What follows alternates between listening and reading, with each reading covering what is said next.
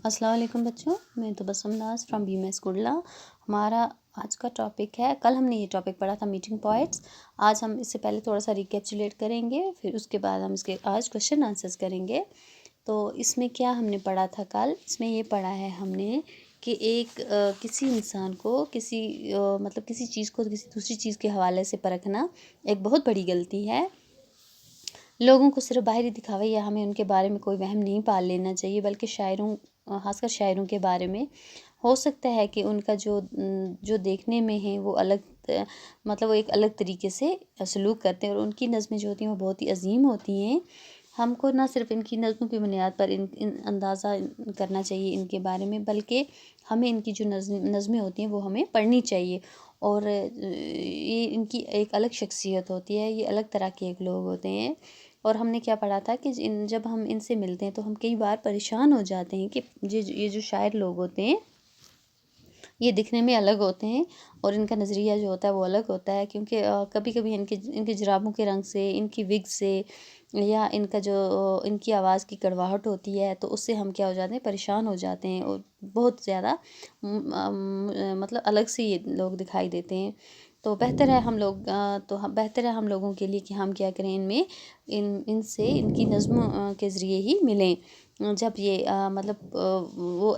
इनकी नज़्मों में जो एक दर्द होता है, आवाज़ दर्द की जैसी, समुद्र की जैसी आवाज़ आ रही होती है, तो हमारे लिए बेहतर होता है कि हम इनकी नज़्मों में इनसे मिलें। तो इसके हम क्वेश्चन आंसर करेंगे। फर्स्ट क्वेश्चन क्या है? Why is the poet confused when she met poets? First question का क्या आंसर आएगा? Why is the poet confused when she met poets? The poet get confused when she met poet because she tries to judge them from their appearance and from their lifestyle. क्या होता है कि जब जब इंसान किसी को जज करता है, तो जब इंसान किसी को समझने की कोशिश करता है, तो उसकी जो बाहरी दिखावा होता है या उसका लाइफ स्टाइल होता है, उससे हम उसको परख नहीं सकते, और ये बहुत बड़ी गलती होती है। It is not necessary that a poet who looks shabby और behave strangely can be create great work of art. ये ज़रूरी नहीं है कि एक इंसान जो होता है उसका जो बाहरी दिखावा होता है, अनोखा सलूक करने का तरीका होता है, तो वही उसका असली तरीका होता है, वो उसका असल तरीका है। To know the poet truly we should read his poetry. इसलिए हमें क्या करना चाहिए कि अगर हमें उनको समझना है तो हमें उनकी पोइट्री को पढ़ना चाहिए। किसी इंसान को समझने के लिए उसकी पोइट्री पढ़नी चाहिए, शायर खासकर शायरों की। सेकंड क्वेश्चन क्या है? What is the best way to know poets? सबसे बेहतर तरीका क्या है कि किसी शायर को समझने का? इसका आंसर क्या आएगा?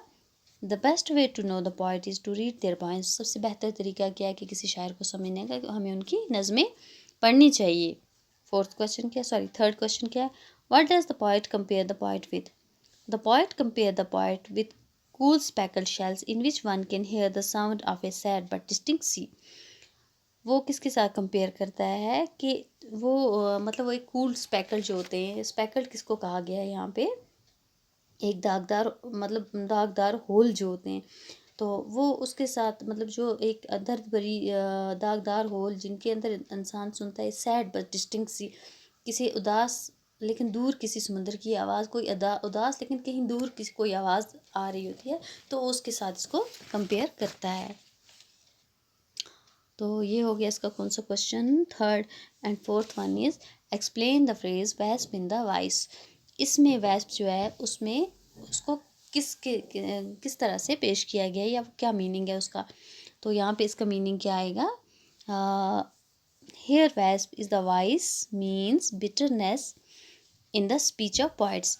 यहाँ पे क्या बताया गया है कि जो वैस्प है उसका मीनिंग है बिटरनेस। बिटरनेस होगी यानी कि कड़वाहट जो होती है, यानी कि शायद जब अपनी बोली बोलते हैं, जब वो अपनी ज़ुबान बोलते हैं या किसी के साथ बात करते हैं, तो उनकी आवाज़ में एक कड़वाहट होती है, एक कड़वाहट सी होती है, लेकिन असल में उनका जो तरीका होता है वो उनका जो बाहरी दिखावा होता है वो अलग होता है, और उनका जो असल में वो लोग जो होते हैं वो बहुत ही ख़ास शख्सियत होते हैं। इसलिए हमें उनका जो बाहरी दिखावा होता है या उनकी आवाज़ की कड़वाहट जो होती है, या उनके ज़रिए हमें उनको नहीं पहचानना चाहिए, कोई अंदाज़ा नहीं लगाना चाहिए, कोई शक या वहम हमें पैदा नहीं करना चाहिए, क्योंकि वो हमेशा बहुत अलग किस्म के लोग होते हैं, अलग पर्सनैलिटीज़ होती हैं उनकी। वो हमें अगर हमें इन लोगों से मिलना चाहिए तो हमें हमेशा क्या करना चाहिए कि इनकी शायरी के ज़रिए इनसे मिलना चाहिए। तो ये हमारा आज का टॉपिक है। ओके, थैंक यू, अल्लाह हाफिज़।